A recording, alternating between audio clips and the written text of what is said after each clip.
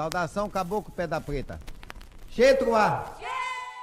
Eu acho que uma boa definição para o seu Joãozinho da Gomeia é que ele era um gingador de capoeira. Por isso que ele conseguiu sobreviver e conseguiu prestígio, porque ele era um gingador. E não, coincidentemente, ele era Inhaçã. Não é? Inhaçã quem que é? Inhaçã é vento, ventania, tempestade, mas ela também é búfalo, mas ela também, quando precisa, é borboleta, mas também, quando precisa, ela é uma brisa suave.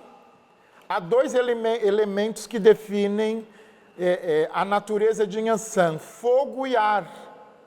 Então, o ar, ele é volátil, isso é muito seu Joãozinho da Gomeia. Xetruá. Xetruá. Xetru na visada, xetru. O pavão é um passo bonito, o pavão é um passo bonito, com suas penas douradas, dasquelas que é mais formosa. Olá, bem-vindas, bem-vindos e bem-vindes a mais uma leitura sonora produzida pelo Núcleo de Educação do Museu Afro-Brasil Emanuel Araújo. Eu sou Rafaele Lázaro. E eu sou Willa Garcia. Nós somos educadoras aqui no museu.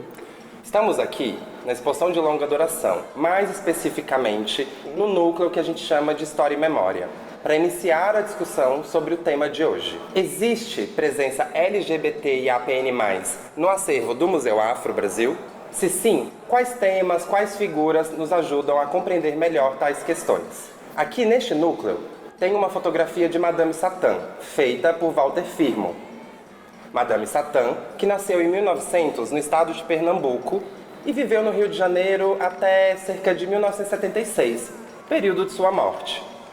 Madame Satã subvertia no seu corpo os códigos da masculinidade e carregava também os da feminilidade, podendo ser considerada o que hoje nós chamamos de uma pessoa não binária, uma bicha ou até mesmo uma travesti. Madame Satã era uma artista da noite e incorporava a marginalidade nas suas performances como uma drag queen nas boates do Rio de Janeiro.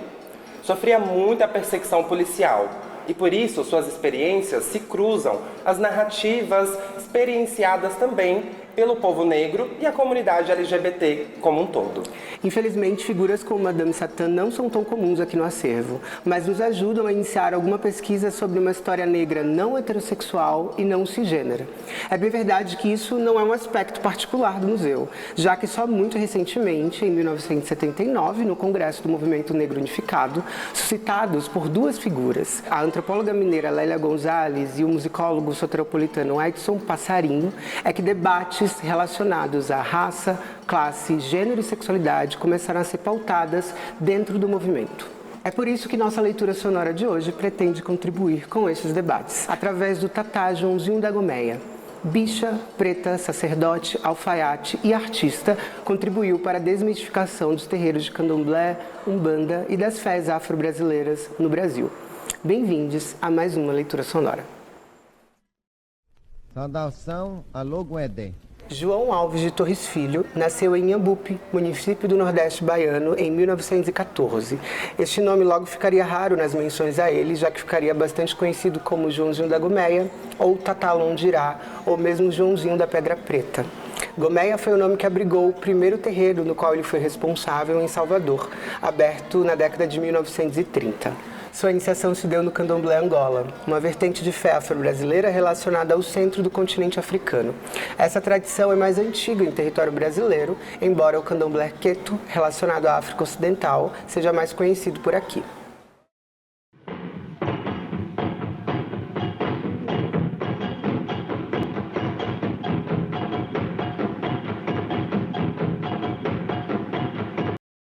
E o seu Joãozinho da Gomeia, ele foi um dos primeiros a colocar saia em Inhaçã. Então você vê a Inhaçã do seu Joãozinho da Gomeia de saia, alguma coisa que na década de 30 só era permitido para mulheres. Só as mulheres. Engraçado, você veja que engraçado, que essa interdição, ela não se voltava para mulheres. Você terá grandes ialorixás com divindades masculinas. Por quê? Porque o problema nunca foi ter uma divindade feminina ou masculina. O problema sempre foi a homossexualidade.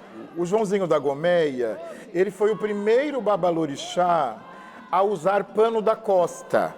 Pano da costa é um pano que as mulheres, que faz parte da indumentária basicamente feminina, que é um pano sagrado.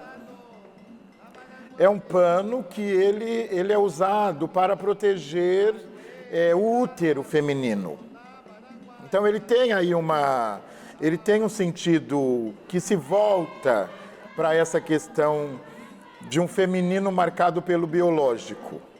E aí, mas me parece que isso nasceu muito no Brasil, porque na origem a vestimenta não está tão marcada, ela é muito fluida.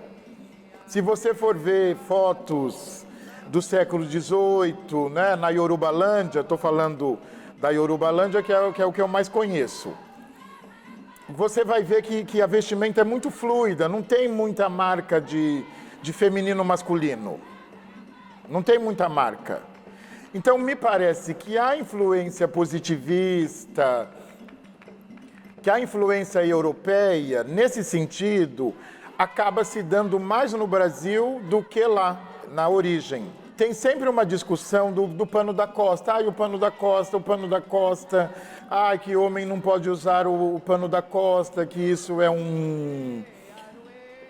uma ofensa, não é? Uma ofensa às mulheres, uma ofensa ao Oxum, uma ofensa a Yami. Tem sempre uma coisa.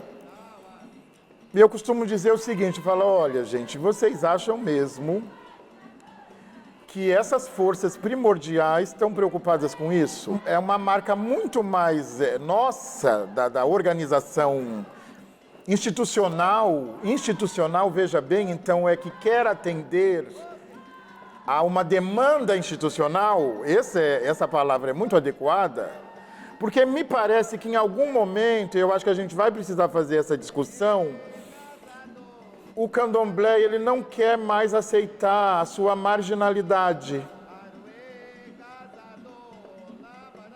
Ele começa é até uma coisa um pouco do fanoniana, do negro, sabe? Ele começa a querer se parecer muito com a instituição, com os padrões. Ele começa a querer sair do lugar de marginalizado, que é justamente você não quer aceitar a marginalidade. E foi isso que Joãozinho da Gomeia fez. Ele aceitou a marginalidade e falou, eu sou viado mesmo, eu sou pai de santo, eu sou de Inhaçã, num tempo que não se iniciava homens em divindades femininas. Então ele falou, não, eu sou viado mesmo, eu sou de Inhaçã, eu sou vedete do carnaval, eu sou multiartista. Ele exagerava nas vestes, ele gostava de exagerar, não é? Porque é próprio da homossexualidade o exagero. Então é isso mesmo.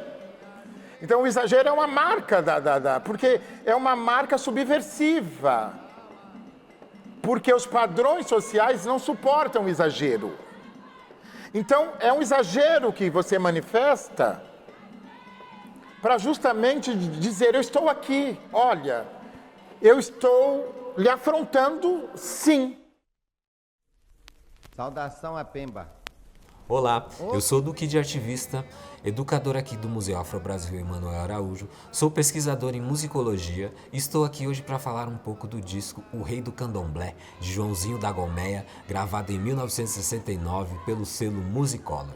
Esse disco contém 12 faixas, sendo que 8 são dedicadas aos orixás como Ogum, Xangô, Iemanjá, Oxum, Logum Edé, e as outras 4 dedicadas aos inquices, aos encantados, como o Caboclo Pedra Preta, muito conhecido de Joãozinho da Gomeia. Dentro dessas 12 faixas, existe uma predominância de ritmos, como o barravento, ritmo muito tradicional da cultura brasileira.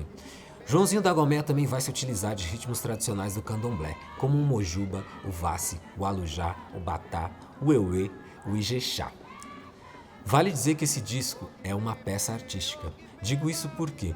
Porque Joãozinho vai se utilizar tanto de toques rituais quanto de cânticos, mas ele não vai ordenar esses toques como são executados dentro das casas tradicionais de candomblé,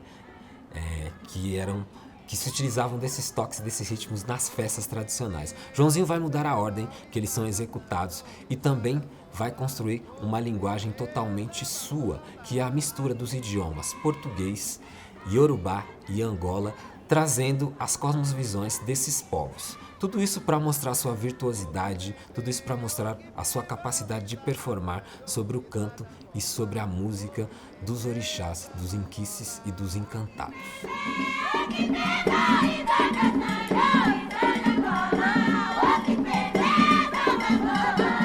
O que bebe, o que beba, o Isaac Sanjo, Isaac Angola, o que bebe, samba Angola.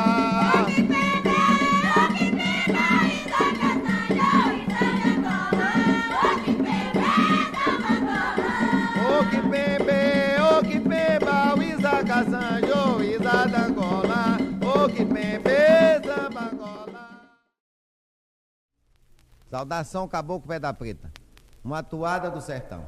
Joãozinho da Gomeia contribuiu para a disseminação do candomblé em vários territórios do Brasil, sobretudo através de apresentações de música, teatro, dança ou mesmo por meio do carnaval. Este foi um dos aspectos pelo qual ele foi acusado, abre aspas, de revelar segredos da tradição. Entendemos que Joãozinho, na real, reelabora a própria tradição quando a trabalha nestas linguagens. Joãozinho se muda para o Rio de Janeiro em 1946, onde abre a sua segunda casa de candomblé. É nesta pela qual ele ficaria muito conhecido, atendendo muitos famosos e cidadãos também da região de Duque de Caxias, no estado do Rio de Janeiro. Em 2021, o Terreiro da Gomeia foi tombado como patrimônio histórico do estado do Rio de Janeiro. Também em 2021, a Lei 9.259 declara o dia 27 de março como o Dia Joãozinho da Gomeia, o dia da conscientização contra o racismo religioso. Saudação a Bombongira. Esta é mais uma leitura sonora produzida pelo Núcleo de Educação do Museu Afro-Brasil Emanuel Araújo. Integra uma série que aborda a presença LGBT e APN+, nos espaços de fé afro-brasileiros. Para saber mais, acompanhe as nossas redes sociais e até logo!